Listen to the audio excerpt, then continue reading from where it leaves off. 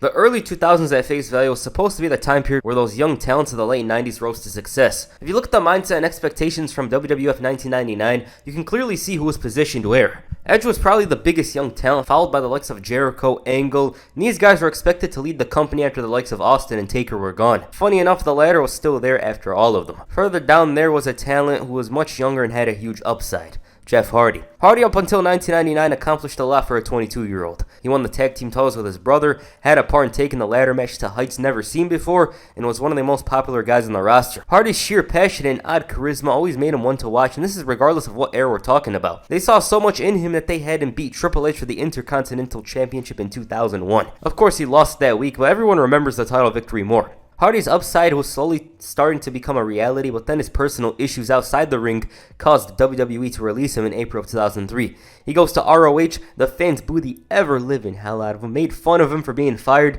and despite this being a very dark time in his career, Hardy still believed he would return to WWE. The negotiations in early 2004 didn't really work out because Hardy was adamant on not going to rehab. They were apparently going to have him wrestle in the Cruiserweight division on SmackDown, and at the time it would have been a great addition to have Hardy, wrestling with the likes of Rey Mysterio, Chavo Guerrero, Jamie Noble, but it just wasn't to be. So he went to TNA. Hardy had a decent run there, but it ended after the company punished him for no showing an event, which Hardy claims was because of travel issues.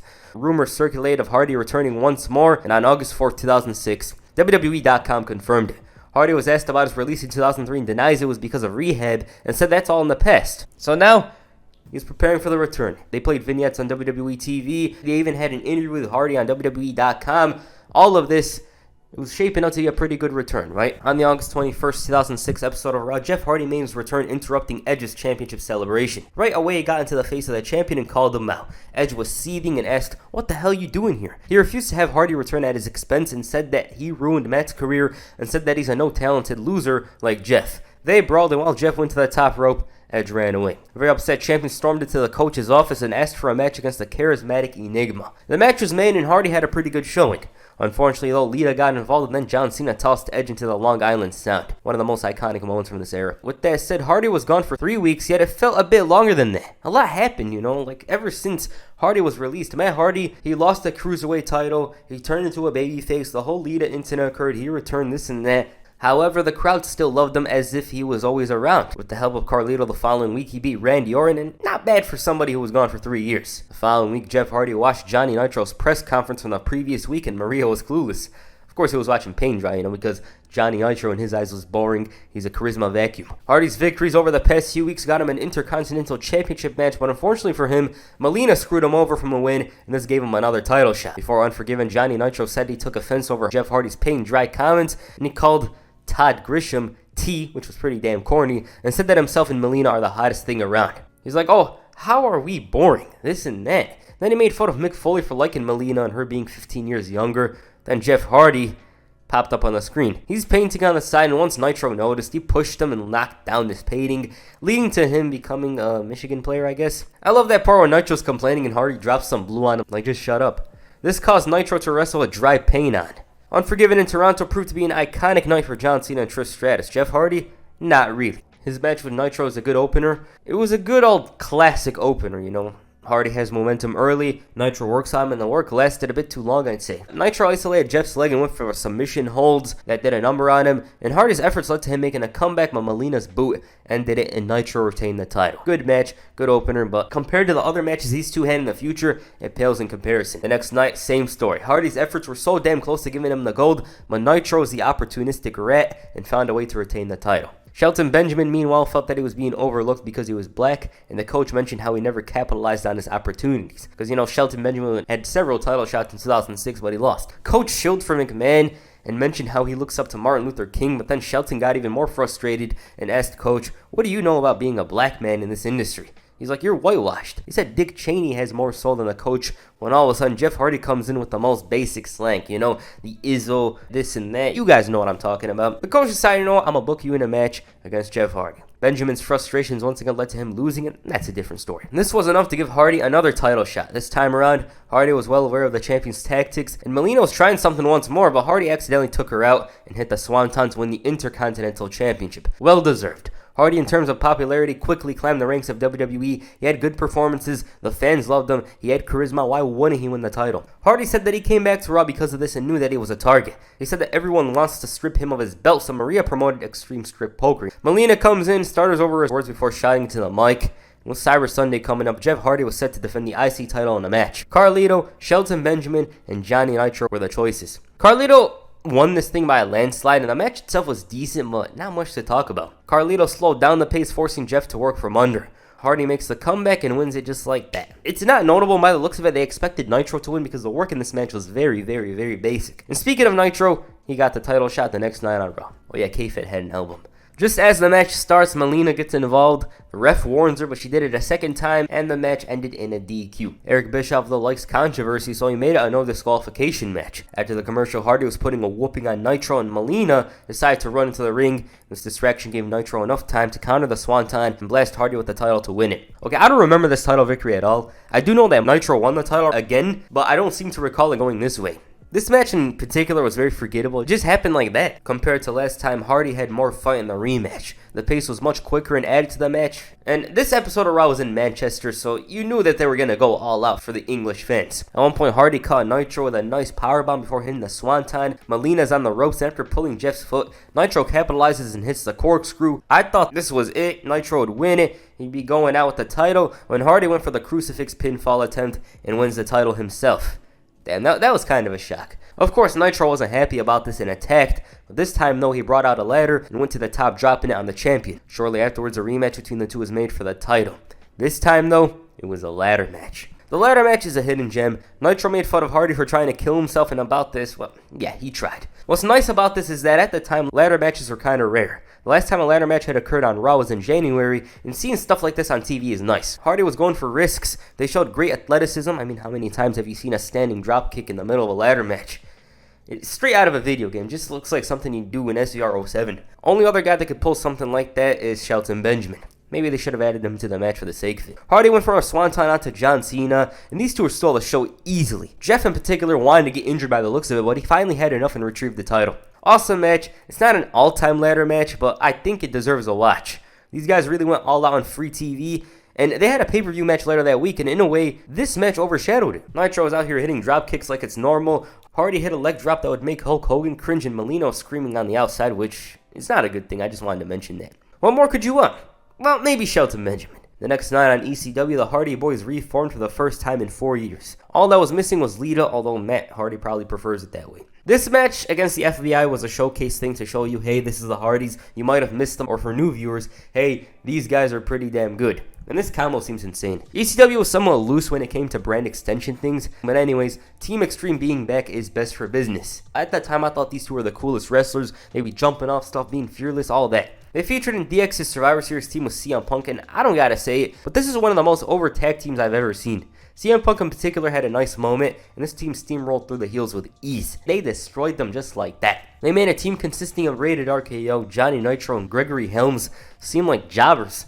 Poor Mike Knox was disrespected the most, with HBK randomly eliminating him. Also, I just like to say, I love this match more than most. It's really nice seeing the Hardys and DX team up. You know, these two were some of my favorite tag teams around this time period, so that's cool. After destroying Ric Flair, Rated RKO were set to defend the gold against Matt and Jeff. Once again, Edge praised Jeff before trashing Matt as always. And Rated RKO were pretty hard here. You know, they were like, oh, about to do this to you, this and that. But when Matt Hardy came in, they're all like, oh, leave it in the ring, this and that. As you may know, this didn't end the way the Hardys supposed it would, but the road to getting there was interesting. The crowd was all in on the Hardys.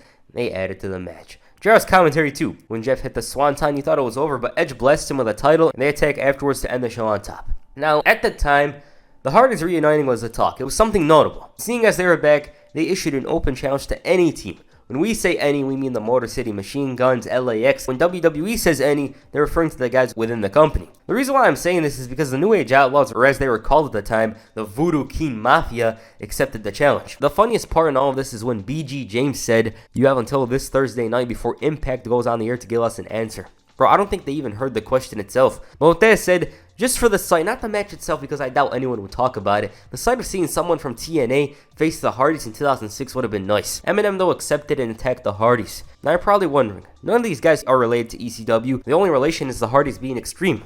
Well, thank God this match was added because these 4 men carried. There's some semblance of good on this pay-per-view from these guys because other than this, the show itself was very questionable. You look at the card and wonder why. The Hardys and M&M went for almost a half an hour, put on one hell of a match, and if you're watching the show on the network, just turn it off after here. Because the Hardys and M&M save any card, they were brought in to add to the Lundrick and Regal and Taylor tag team match. Initially, these two were set to face off in a normal tag team match, but Teddy Long was given out. He made it a ladder match and brought out the other 2 teams. This decision really helped the pay-per-view a bit, and I'm not gonna lie, I'm pretty biased towards this pay-per-view. I used to watch it all the time until the DVD stopped working, but you gotta agree with me that this match was a welcoming surprise. Lundrick's run didn't really have that threat element to it, and it didn't feel like they had a huge challenge. This match was just that, and this is the coldest take you'll hear today, a take that's colder than half the hot takes on wrestling Twitter, but this match was awesome. Before the Mercury incident, there was already some dangerous spots, but the moment itself, just a few inches and it would have been avoided. But that didn't happen, and Joey Mercury was pouring blood like hell. Poor guy. This moment screwed up his career as he got addicted to the painkillers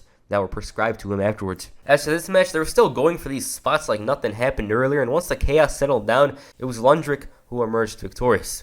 This should have elevated them a bit, but it is what it is. For the Hardys and M&M, though, the feud continued. Joey Mercury blamed the Hardys for his nose injury, and on Raw, Johnny Nitro was still pursuing the Intercontinental Championship. Their steel cage match was good, and for Hardy, it was another successful title defense, so while it wasn't as good as their ladder match, it was nice. M&M were still hell-bent on giving the Hardys a receipt for their actions at Armageddon, so they faced off at the Royal Rumble. JR billed this as the final encounter, but little did he know. The expectations these two had were met, and once again M&M lost, but unfortunately for Hardy, his return to the singles competition didn't come off to the best start. For one, Great Khali destroyed him in a match for the IC title, and while he did lose, he lost by countout, meaning he retained the title. Then he was set to defend the title against Umaga, who was in form. Umaga dropped him like a bad habit with ease and became the new Intercontinental Champion. His rematch, if you could call it that, was so one-sided, as Hardy almost never did anything notable, but it got better from here on. He qualified for the Money in the Bank ladder match, which during the build was mostly centered on Edge pissing off as many men he could, including his partner Randy Orton. Edge's ego on the Cutting Edge segment showed that he thought everyone in the ring was inferior to him, and he told Matt Hardy he's shocked that he's even on WrestleMania, so he responded mentioning the ladder match victories he has. He told Edge that he's going to lay flat on his back like his ex-girlfriend. Everyone trashed him, and when he got to Jeff, he said that he was out to steal the show, even if he had to go through his own brother and get the briefcase. About that, yeah, Jeff Hardy killed Edge in the match. At this point, if you watch this match, you'll know that there's no two other guys that wanted to see somebody fail as badly as the Hardys did with Edge. They despised him, they hated him, they sacrificed themselves to prevent him from winning Money in the Bank. The next night on Raw, the Hardys featured in the second tag team battle royal for the titles. Cena and HBK's issues cost them the titles and allowed for new champions. The Hardys fought until the very end, where Cade and Murdoch were giving them a hard time, but Matt and Jeff pulled up and won the titles. For the first time in 6 years, Jeff Hardy and Matt Hardy were once again champions. Their first match as champs was against the world's greatest tag team. Benjamin and Haas posed a challenge to the champs, but they had the first match as new champions boost, which meant they won. Cade and Murdoch, though, were still chasing the Hardys, and at Backlash, they faced off. Good match. It's probably the first thing I think of if someone asks about Cade and Murdoch, and they set the template to follow up in the future. Weirdly enough, the duo weren't exactly annoyed about losing. If anything, they had a lot of praise for the Hardys beating them. After Hardy beat Nitro, they wanted to shake his hand, but that didn't work out. The following week, they did that again, and it seemed like these two had changed. The sportsmanship Cade and Murdoch showed was very unusual, and at one point, Murdoch lost to Hardy in a close match, but swallowed his pride and shook his hand. They went 2 for 2 with another good-ass matchup at Judgment Day. The challengers isolated Jeff long enough to wear him down. Once Matt entered, that's a different story. The Hardys looked almost unstoppable, and once again, they retained. Respect is shown, and it's off to the next challengers. At this point, Nitro and Dykstra were hungry. They wanted a title shot, but so did Benjamin and Haas. After the champions beat the heels in an 8-man tag team match, Shouts and Benjamin pointed out that Haas and himself technically didn't lose, so he wanted the Hardys at one night stand. They accepted, wanted a ladder match. Matt and Jeff's reputation in the ladder match speaks for itself. Haas and Benjamin had some experience, but this was the Hardys. These guys were ladder match icons. The only guys that were better than them in the ladder match were Edge and Christian. With that said, this was another good match for the Hardys, as it's a ladder match, so the bar for them is extremely low. You know you're going to get a good match. For some reason, both teams spammed throwing the ladder at the other, and watching this, I don't know if the ladder matches in the 2000s looked more violent or I'm seeing stuff, because these spots looked so damn rough. Poor Shelton over here took a backdrop and landed on the side. Then you have the normal spots, normal stuff such as Charlie Haas hitting reverse overthrows, and the team eventually rivaled the Hardys in spots and went for stuff like this. You know these guys were struggling hitting these spots and whatnot. It didn't feel smooth, it felt gritty and raw in a way. That's what makes this match good in my opinion. The Hardys retained the titles and the challengers regret getting involved, saying this is how you make a living. Shelton held the Hardys responsible for Charlie Haas's injuries, and after Hardy got up in his face, they brawled. The next night on Raw, Cade and Murdoch congratulated the duo and made a challenge for the titles. They didn't want the title shot that night, but since McMahon's behavior was erratic and more inconsistent than WCW 2000, he booked them in a title match against Cade and Murdoch. The challengers were fair for the most part during the match. Then Hardy missed the swanton and Cade went for the cover. He's got his foot on the rope and Murdoch pushes it away, and then the new champions. Matt tries to confront them and takes a belt to the face. Now, being all buddy-buddy was a ploy, yet despite this, they were still supporting Jeff in his match against Daivari. After the match, Cade claimed that the Hardys showed them the most unsportsmanlike conduct. That's why they responded by cheating, and they did it for themselves and their fans.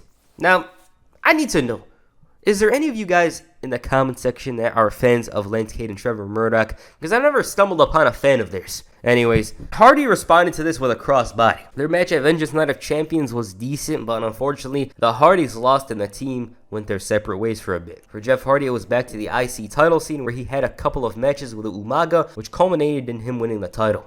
Overall, Jeff Hardy's return was a nice addition to the roster. The fans quickly took a liking to him again, and if anything, he was more popular than ever before. His placing on the card was much better than before. When you look at him here, you believe there's actually a chance of him reaching the main event scene because of how charismatic, how exciting, how great he was. His matches and performances were better here, and he had a sense of optimism and humbleness.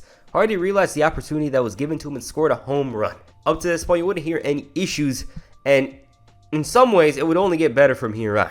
Alright, what's the best match from this run so far? Well, personally, in my opinion, I'm going to go with the ladder match from with Johnny Nitro. That was my favorite match here watching it. I was seeing Hardy go insane along with Nitro, who was hitting standing drop kicks. But the ladder match at One Night Stand is a close second. That match was pretty damn good. Alright, what do you guys think of Jeff Hardy's run? Please comment down below and that's it for this video. Make sure you hit the whisper in the wind on the like button or perhaps the swanton bomb on the subscribe button. Peace, I'm out.